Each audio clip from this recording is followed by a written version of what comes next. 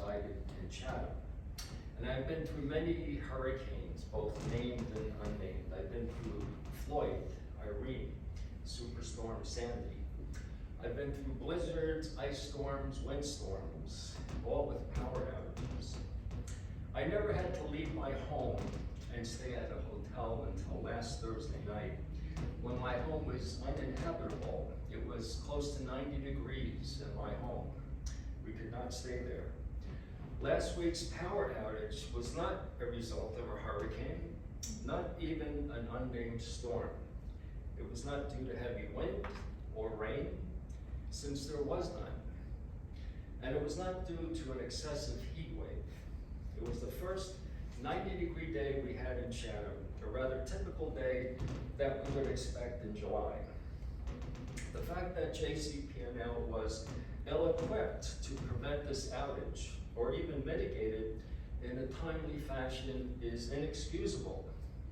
I believe that mechanical failures are preventable with ongoing maintenance and testing, and by implementing contingency and redundancy measures, which I don't believe were done.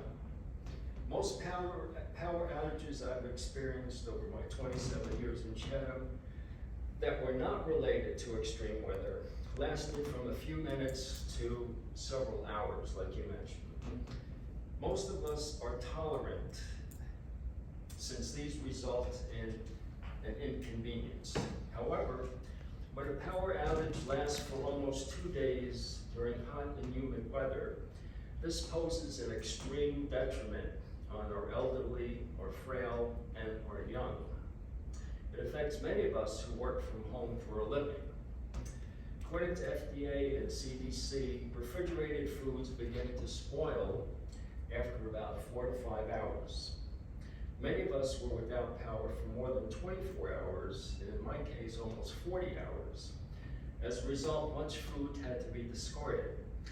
And even in our town, we have a food issue where people don't have enough. If you come to our Methodist church on Wednesdays, you'll see 50 to 60 cars of people who just don't have enough food. Those people got hurt the most, I believe.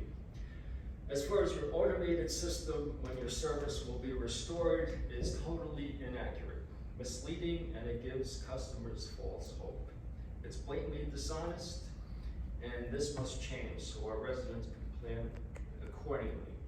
So when my power went out at 4:15 on Wednesday afternoon, I reported the outage. I assumed that you already knew about it because it was more than just my home. 7:30 was the projected time. Then 9:30, then 11:30. Then the next morning was 10, 12:30, 2:30, went on and on and on.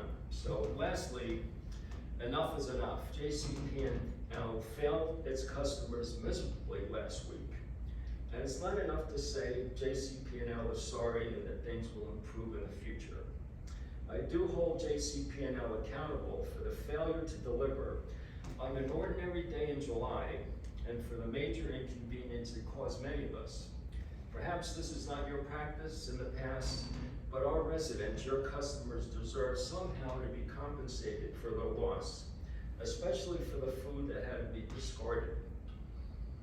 And I think the way to do that is to give all the affected customers a credit on a future energy bill. That's all I have to say. Thank you.